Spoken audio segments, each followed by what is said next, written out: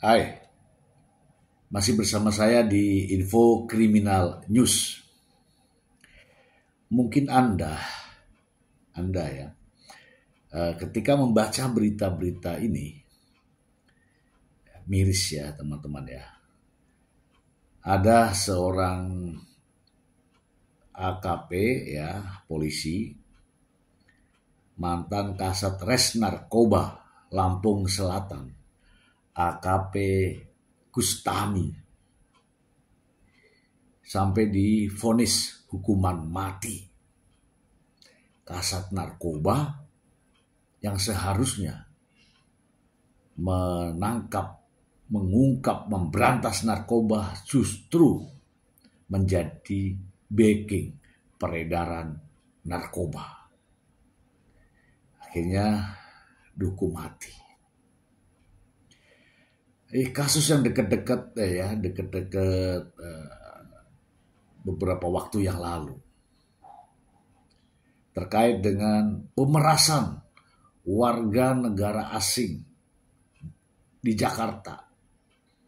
Sudah 3 polisi dipecat terkait dengan penyalahgunaan wewenang melakukan pemerasan dengan dalih pemeriksaan narkotika. Miris. Dan yang terakhir ini ramai diperbincangkan di berbagai media, yaitu mantan Kasat Reskrim Polres Metro Jakarta Selatan, AKBP Bintoro, dikabarkan menerima suap sebesar 20 miliar yang saat ini dalam proses penyelidikan pihak Propam. Terkait juga masalah penyalahgunaan wewenang. Konon kabarnya ada kasus terkait dengan pemerkosaan, pembunuhan, kepemilikan senjata api, dan lain-lain.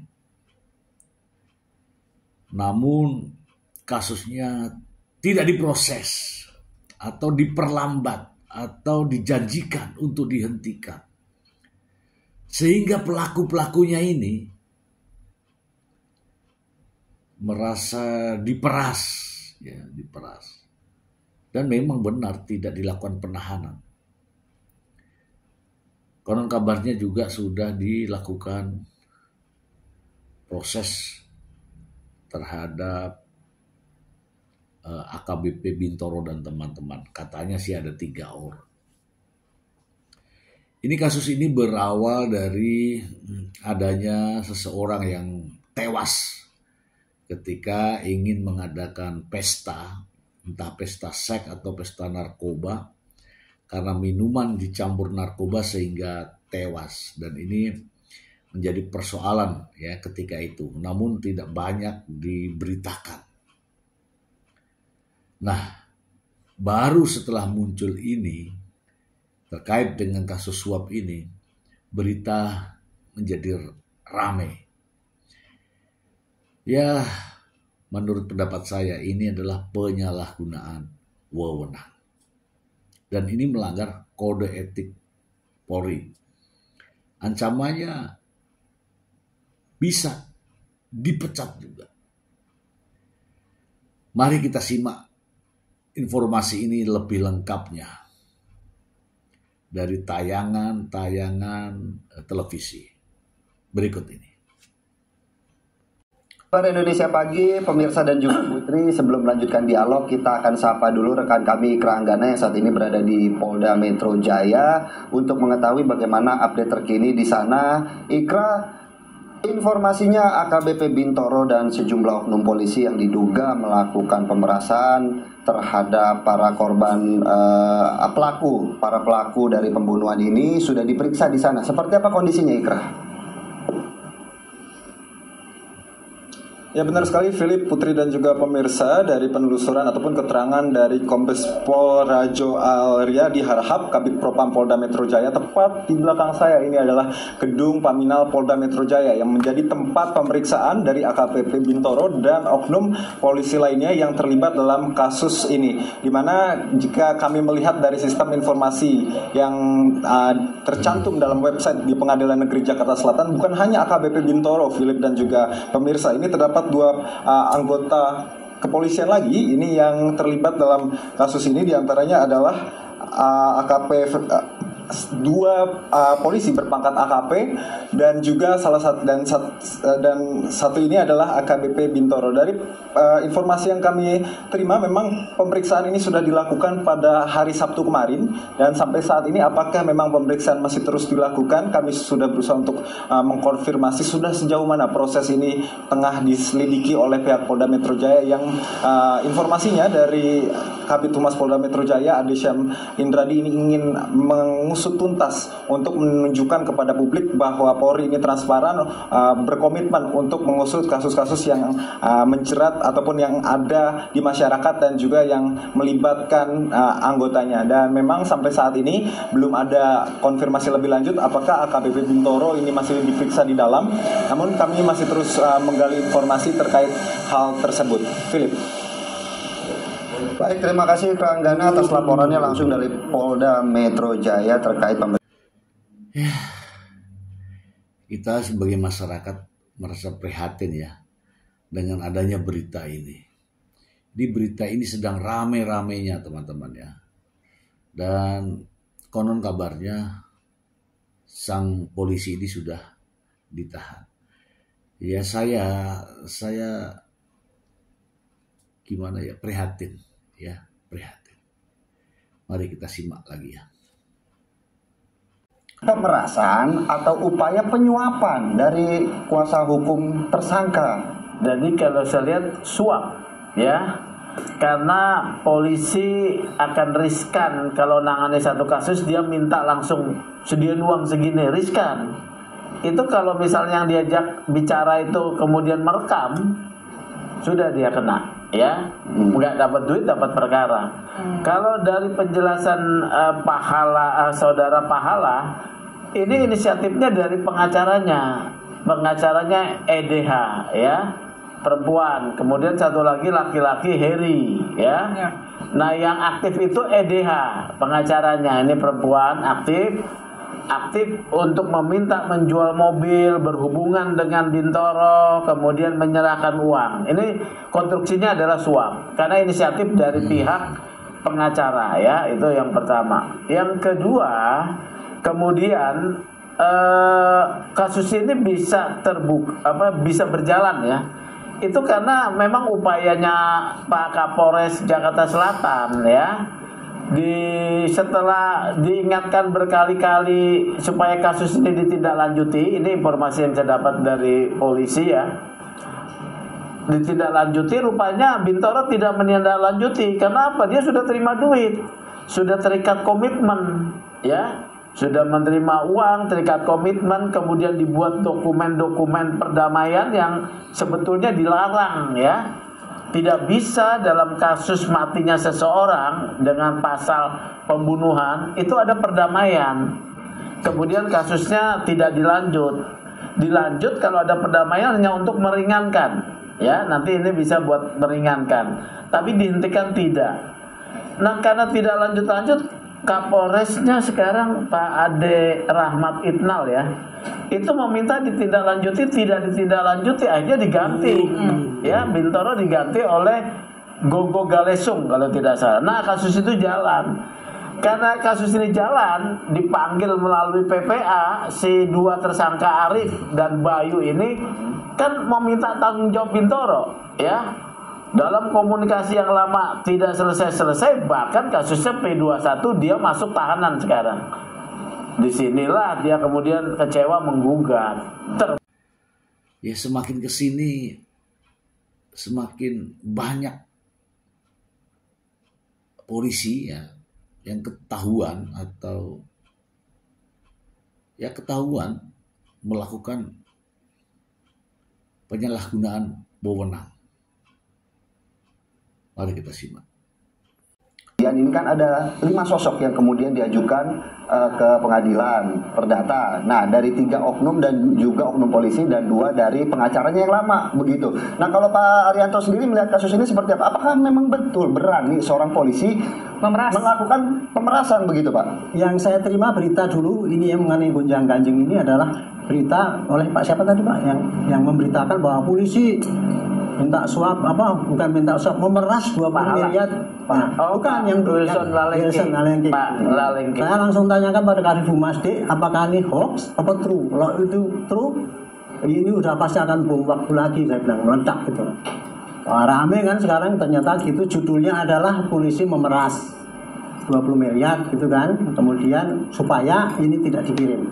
Nah, ternyata yang terjadi, yang sepengetahuan saya, ini meledak karena adanya gugatan yang diajukan oleh para tersangka ini dulu itu, karena apa, dia merasa dirugikan. Makan puas mulai 20.000.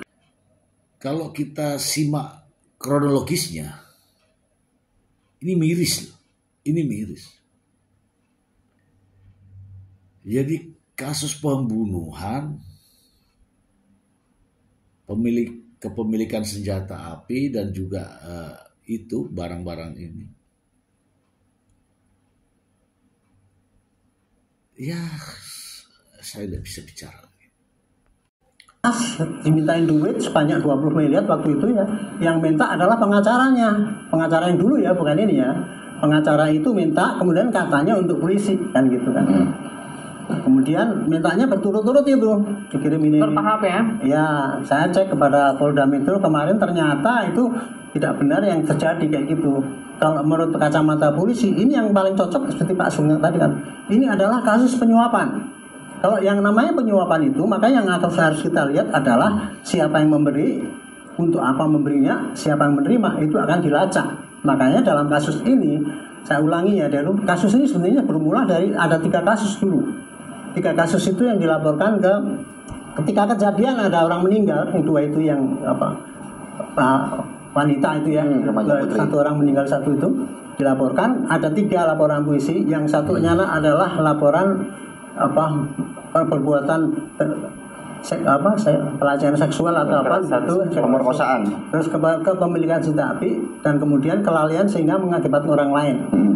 Kenapa dibilang kelalaian? Karena ceritanya ini menurut pengakuan daripada yang 2 orang itu, ketika dia disodori 2 penghibur itu terus dikasih ekstasi, meninggal gitu, Pak. Nah, terus tapi kemudian entah terjadi persetubuhan apa tidak, saya tidak tahu. Nah, kasus yang mengenai ini, yang 3 ini diserahkan, ditangani oleh Polres. Yang 2 ditangani oleh Polda. Yang kasus ini ternyata nggak jalan-jalan ini. Yang di Polres itu tadi kan mulai April ya, nggak jalan-jalan. Kapolresnya tahu bahwa ini ternyata ini nggak benar, pindahkanlah Bintoro itu. Tapi Pak Ari, kalau memang ini merupakan kasus suap begitu ya, tapi kan di sini disinyalir ada upaya AKBP Bintoro sendiri melakukan upaya untuk melambatkan kasus ini. Ya itu diproses. Jadi gini, saya tidak menyangkal si Bintoro itu menerima suap ya. Tetapi saya hanya ingin meluruskan keterangan dari Polda Metro. Pak, ini kalau yang namanya memeras itu yang aktif pasti Bintoronya. Kamu mau kasih sekian nggak? Kalau enggak.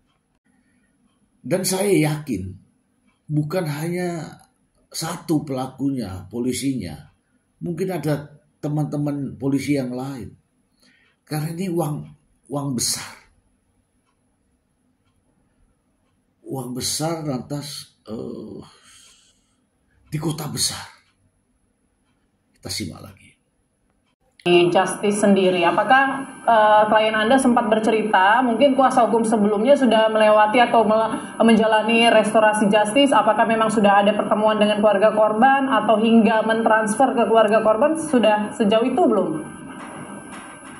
Ya, perlu kami klarifikasi bahwa awal mulanya klien kami ini, prinsipal kami, datang ke kantor kami, bahwa mereka itu, mohon maaf ini klien kami diminta. Ini Pak Bayu ini diminta uang oleh oknum Kanit Z ini sebesar uang 550 juta di kantornya, di ruangan Polres, di ruangan kerjanya.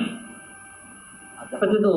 Sehingga kami menindaklanjuti ini dan kami menginterview, mengklarifikasi semuanya itu kepada klien kami, apakah benar. Oke.